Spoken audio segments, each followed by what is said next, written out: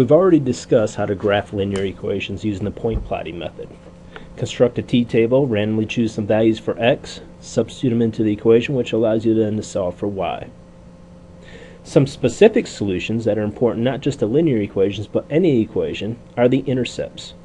When we refer to the intercepts, we're talking about the x-intercept and the y-intercept. These are the points on the graph that touch the x and y axis.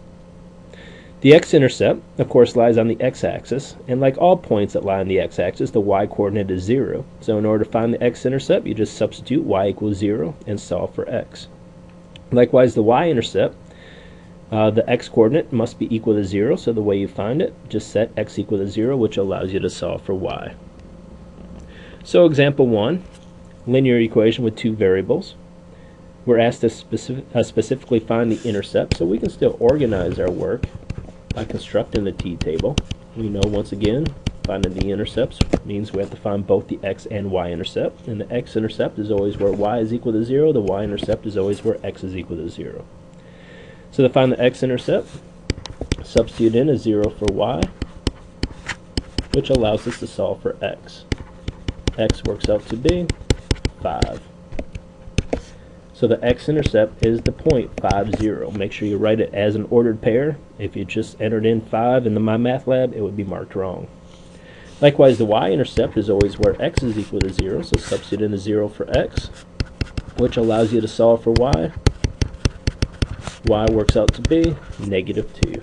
So the ordered pair for the y-intercept, 0, -2.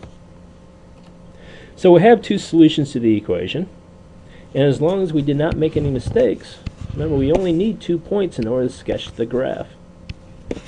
So we plot the x-intercept, the y-intercept, and we could sketch the line of that equation. Example 2, another linear equation with two variables. Even though it's not in standard form, we can still find the x and y-intercept using the same method.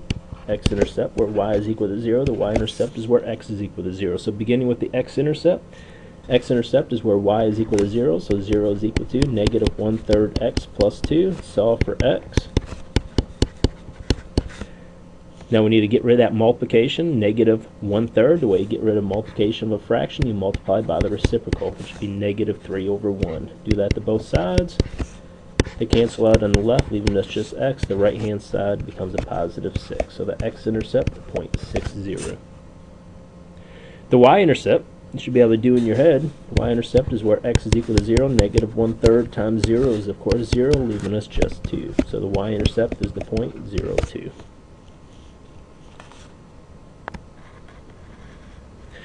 So let's go back to the graph of lines. We know how to graph a linear equation, as we said. But there are basically 4 possible graphs of lines. You graph a linear equation, that line is either going to increase, it could decrease, it could be a horizontal line, or it could be a vertical line. If the equation that you're working with has both an x and a y in the equation, it's either going to be an increasing or a decreasing line. However, it is possible to have a horizontal and vertical lines where you can recognize just by looking at the equation.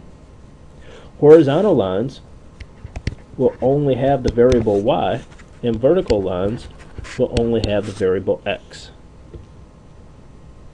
For instance, if you have the equation y is equal to 4, you're asked to graph that equation. You recognize there's only one variable, and the fact that it's a y means it's going to be a horizontal line through 4, so there's really no work to do at all. You just sketch it out. Likewise, a vertical line, x equals -3. You recognize it as a linear equation that only has the variable x, so you know it's going to be a vertical line through -3.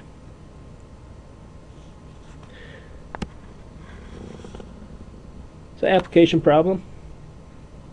Read the problem, understand what's going on. In this case, though, you do not have to come up with an equation. It's given you the equation. You just have to understand what it stands for.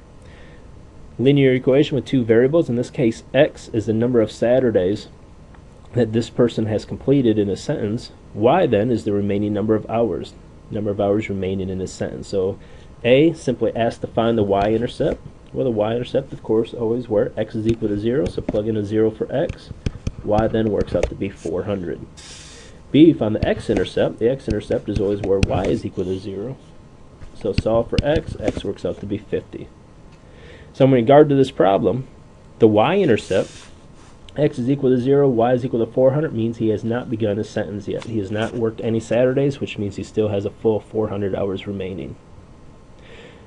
Part B, the x-intercept, means he is now done with his sentence. X being 50 means he's worked 50 Saturdays. Y, the number of hours remaining, is 0, so he is now done. It took him 50 Saturdays to complete his sentence. Part C, after 12 Saturdays, how many hours of community service does he have remaining?